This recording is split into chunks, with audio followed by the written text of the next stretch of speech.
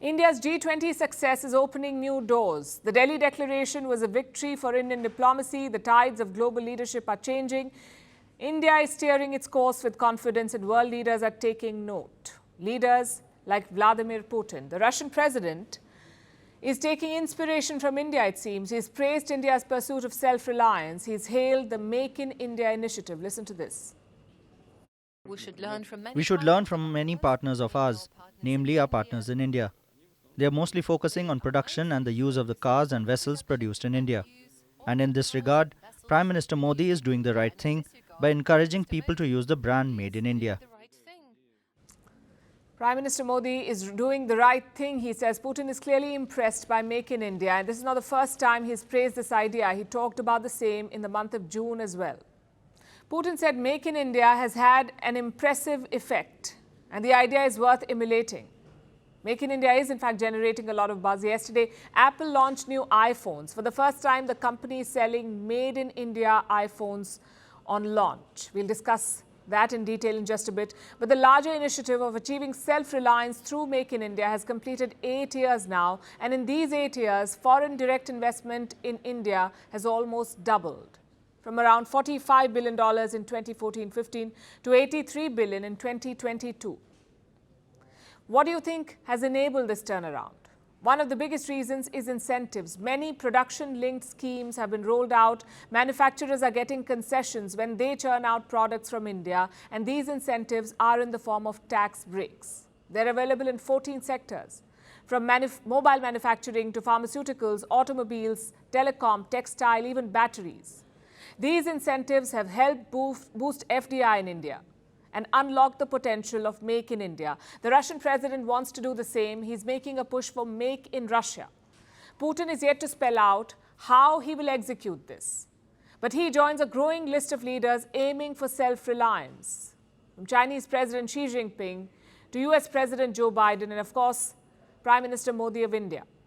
Every leader is pushing for self-sufficiency. In Russia's case, the need is more urgent. Russia faces serious growth constraints. There are tough Western sanctions.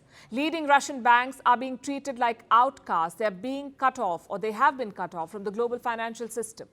And the Russian ruble is struggling. Last month, its value plummeted drastically. $1 was worth more than 100 rubles. In fact, 2023 has been a bad year for the Russian currency. It has been one of the worst performers this year. So Moscow has made some interventions. Russia's central bank has raised interest rates. It's a desperate attempt to prop up the ruble. It resulted in some recovery, but the fight is still on. This afternoon, $1 was still worth about 100 rubles. Then there is the challenge of inflation. Even Putin is unable to ignore this. Inflation in Russia is more than 5%, which does not sound very bad, but apparently President Putin finds it worrying, and here's what he said. Of course, we need to influence this. But if we miss a situation that will lead to uncontrollable inflation growth, in the long run it will be even worse for the economy. Because in conditions of high inflation, it's practically impossible to form business plans. According to the Russian central bank, 4% inflation is ideal. Anything above that is a problem. And Putin is talking about the same. High inflation usually leads to high interest rates, and no business would like that. That's because loans become more expensive with higher interest rates. Business owners do not have incentives to expand, and this hurts growth. And this is a trajectory that President Putin wants to avoid. But in this current scenario, self-reliance would be hard to achieve, and I'll explain why. Why would anyone invest in Make in Russia if interest rates are high, if the economy is constrained by sanctions, and if there is pressure to keep a war going? So Moscow is turning to New Delhi. Russia wants to attract Indian investors. The possibility was floated earlier this year. A Russian official spoke about this. He said Russian government agencies are working on a plan. Over 1,000 companies have left Russia since this war began, so there is a gap. And someone needs to step up to fill this gap. Russia is keen to offer that space to India. It has identified sectors where Indian companies could invest. Sectors like information technology, fast-moving consumer goods, or FMCG, fertilizers, transport. This could be an attractive proposition, although implementation is not going to be easy. Western sanctions will be the biggest roadblock. They might block Indian investments in Russia. Payments and the flow of money will have to be figured out. And both sides are grappling with this issue. Recently, Russia and India started trading in their native currencies. There is money in the bank. But Russia is facing some problems. They have billions of Indian rupees. They don't know how to use it.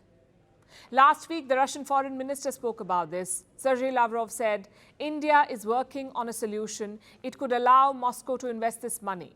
The where and the how are yet to be figured out. But this, remember, is a very crucial piece of the puzzle. Without solving it, without figuring out the payment mechanism, any new proposal will be a non-starter.